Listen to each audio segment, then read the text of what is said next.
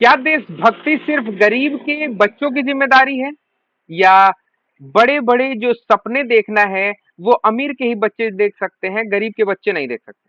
मेरा नाम है सुमित तिवारी और आप देख रहे हैं अनऑफिशियल इंडियन लीडर। मेरा काम है पक्ष और विपक्ष दोनों से सवाल पूछना। अगर पक्ष नाकामयाब है तो क्यों है, और विपक्ष अगर नाकामयाब है तो क्यों है?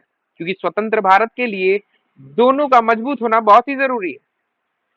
तो मेरे देशवासियों, कहीं ना कहीं आप देख रहे होंगे कि पिछले 12 साल से भारतीय जनता पार्टी की सरकार तो है, लेकिन एक मध्यम वर्ग परिवार के बच्चों को पढ़ाना उतना ही मुश्किल हो गया है जितना कि एक समय में भोजन होता था।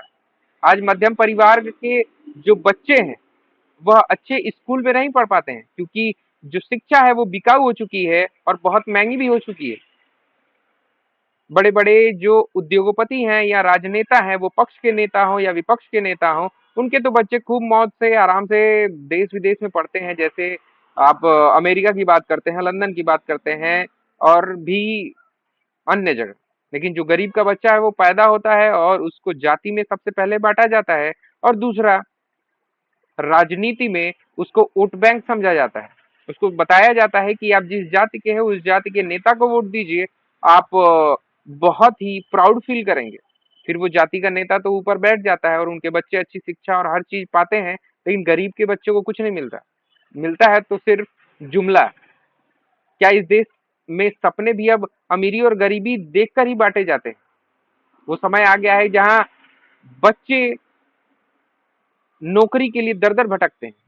नीट का पेपर लीक हो जाता है, लेकिन नेता वहां नहीं बोलते, क्योंकि उनके बच्चों को बहुत कोई फर्क नहीं पड़ता है। उनके बच्चे नीट का एग्जाम नहीं देंगे, नीट का एग्जाम देके वो डॉक्टर बनेंगे।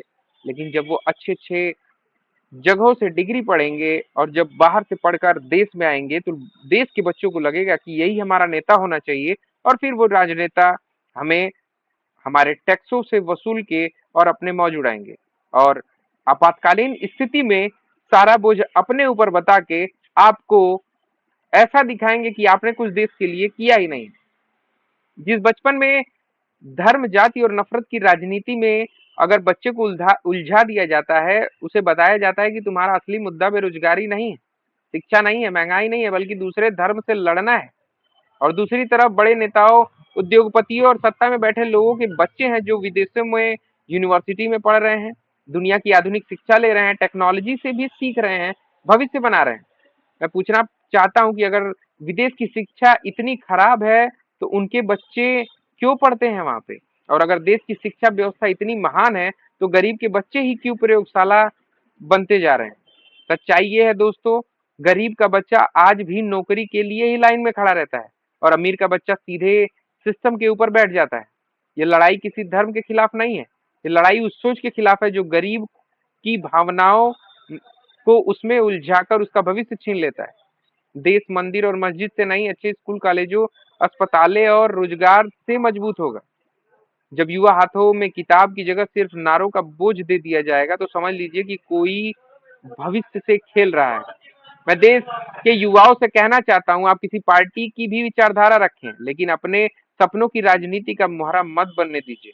सवाल पूछिए, शिक्षा मांगिए, रोजगार मांगिए और बराबरी मांगिए, क्योंकि लोकतंत्र में सबसे जो बड़ा धर्म होता है वह एक बेहतर भविष्य का होता है। अगर आपको मेरी बात समझ में आई हो, अगर अच्छी लगी हो, तो मेरे वीडियो को शेयर करिएगा, लाइक करिएगा और चैनल को सब्सक्राइब करिएगा, क्योंकि आपकी यही आवाज हमें पक्ष और विपक्ष दोनों से सवाल पूछने के लिए हौसला देगी।